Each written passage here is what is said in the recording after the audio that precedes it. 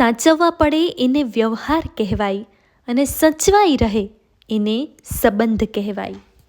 સંબંધ એટલે ન કરે કોઈ માગણી, સમજે એકબીજાની લાગણી, જે ખાલી રાખે આંગળી અને જેના વગર આખી દુનિયા પાંગડી.